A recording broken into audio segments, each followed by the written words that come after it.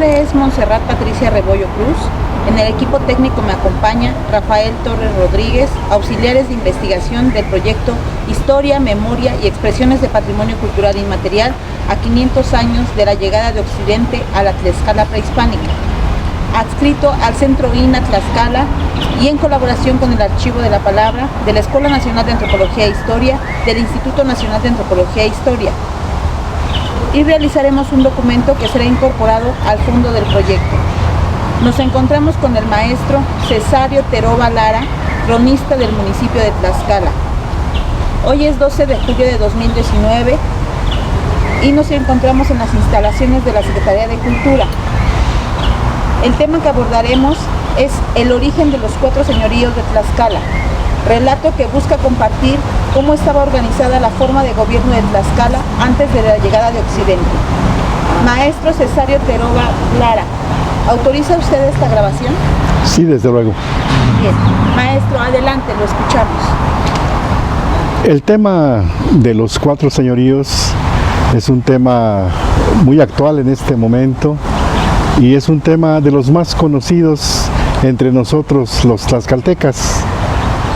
Al referirnos a los 4 señoríos, nos referimos al pueblo actualmente de Tepetípac, al pueblo de Ocotelulco, al de Tizatlán y al de Quiahuistlán, que ahora en su carácter de comunidades tienen su propio gobierno, tienen a su presidente de la comunidad y pues están organizados de manera que satisfacen sus necesidades públicas a través de su propia organización. Estos pueblos, estas comunidades, son comunidades muy antiguas. Son las comunidades que originalmente formaron lo que se ha dado en llamar la República de Tlaxcayan.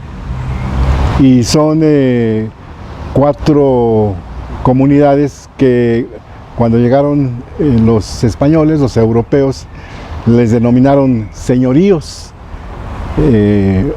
Posteriormente hay historiadores que les denominan cacicazgos.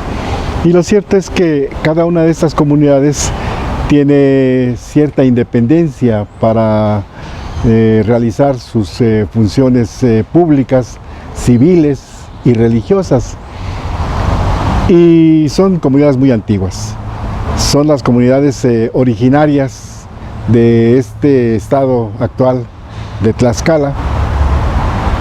Y su origen está en la emigración de chichimecas, de un pueblo que tuvo su origen en la parte centro-norte del Virreinato de la Nueva España o de la actual República Mexicana. Fueron la emigración séptima, ya por decirlo así, fue la última emigración de chichimecas que se desplazó hacia el altiplano, que ya estaba ocupado por otras tribus que anteriormente habían emigrado y habían fundado sus propias poblaciones, sus aldeas, entre ellos los ochimilcas, los mexicas y los tlaxcaltecas que formaron estos señoríos, pues fueron la última de las emigraciones, guiados por su dios Camastli, que como se acostumbra en las leyendas, buena parte fundadas en las historias orales de los propios pueblos antiguos, Camastli les indicó el sitio donde debían asentarse. El primer pueblo que se fundó se llamó Tepetípac. Este primer pueblo, en razón de su defensa, se ubicó en la parte más alta de lo que ahora es el área de los municipios de Tlaxcala y de Totolac. De modo pues que el ubicarse en esa posición era con el ánimo de defenderse de las acometidas de otros pueblos distintos a los suyos. Posteriormente, este pueblo dio lugar, por razones internas, a la fundación de Totolac y luego de Tizatlán y al final de Quiahuiztlán.